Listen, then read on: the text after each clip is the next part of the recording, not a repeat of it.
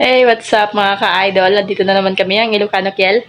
At meron lang ako i-share mga ka-idol. Di ba sinabi ko sa inyo noon, meron kaming kambing pala, na pinapalaki at inalagaan namin mga ka-idol. At yun nga, ngayon naman mga ka-idol, matapos nga namin siya masampahan sa iba, hindi ko pala na-share sa inyo, dahil hindi nga kami nag-vlog noon.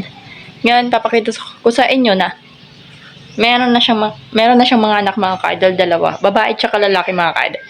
Papakita ko sa inyo dahil hindi ko naipakita sa inyo noon. Dapat naipakita ko lang yung paglilinis ko, yung pagkukuha ng mga pagkain para sa kanya. Ngayon naipapakita ko sa inyo na meron na siyang mga anak. At syempre, papakita ko din sa inyo nung nakarang buwan, April 6 siya nanganak mga ka-idol. Ito.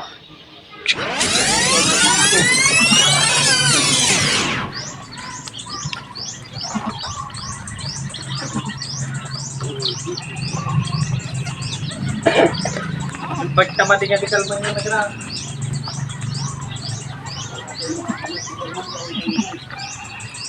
Dinilatan niya na, Papa.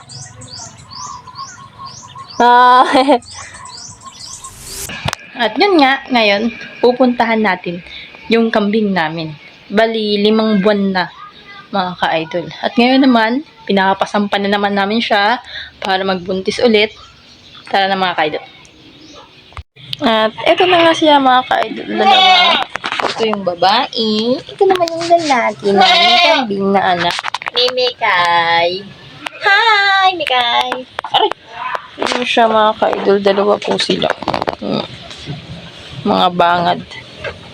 Bangad! Si Mikmik at si Makmak. Makmak! Say hi!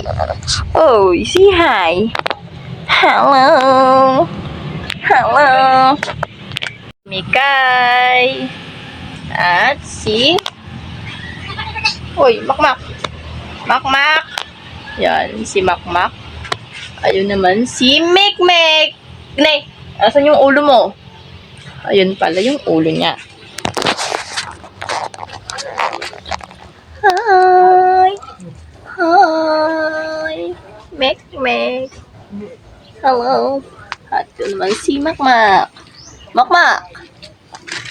Makmak! Nakatali si Makmak at bangad. Nandito siya at bangad. Ito naman yung kambing na ginagamit na yung pangsampa. Ayun siya. Yung malaking bulog na ginagamit namin pangsampa kay Mikay dahil 5 buwan na siya. 5 buwan na si Mikay na hindi nasasampahan at hindi siya nakakita ng mga lalaki. At ngayon ay naglalandi na siya dahil nakakita siya ng lalaki. At yun siya. Pero, may pero. Yung bulog na yan ay kakatayin na siya. How sad kaya. Ganun. Kakatayin na siya. Binili na din siya para sa isang birthday. Birthday yata. Or date anniversary. Ganun. Bukas nila yun. Kaya yun, pinapasampa namin si Mikay na yan. At wala nga kaming bulog. Wala kaming lalaking kambing na pwedeng magsampa sa kanya. At di na pwede si Makmak kasi anak niya. So, yan si Bulog. Nakailang sampa na yan siya. Dahil naglalandi si Mikay namin. Yun na.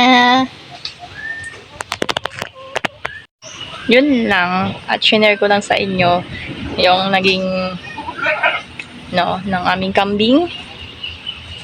So susunod ulit. Bye-bye!